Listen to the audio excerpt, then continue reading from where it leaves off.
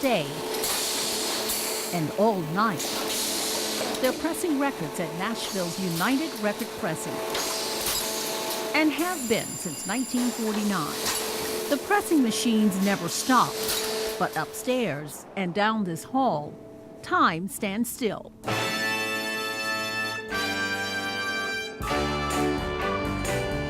The room that we're in is part of what we now call the Motown Suite. The company's two largest clients were Motown and VJ, who had predominantly black artists and black executives.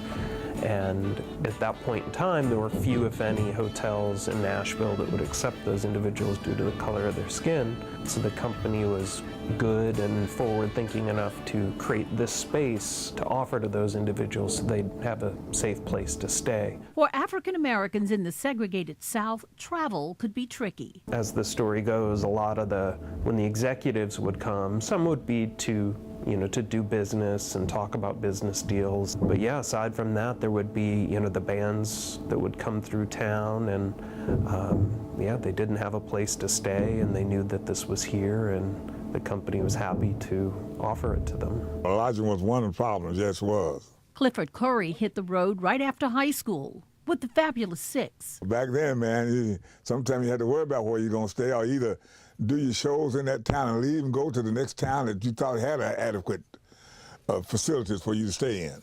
There were also hazards along the way. We was traveling at night, and about midnight or a little after midnight, and the guy pulled in the gas up. And we were all asleep, and I wasn't thinking.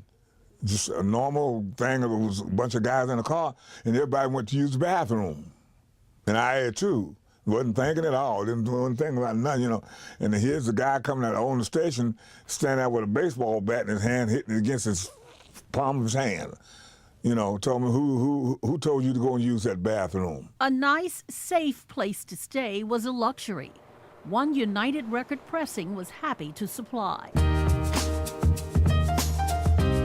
Common question is, who exactly stayed here?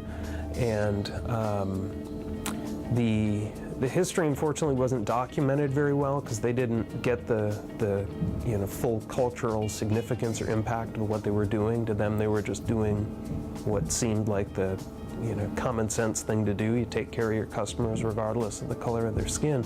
Motown founder Barry Gordy stayed here, and they know many others did as well, sleeping in the suite's bedroom. That I like to call the I Love Lucy bedroom because it's got the two single beds. Drinking coffee in the kitchen, hanging out in the living room.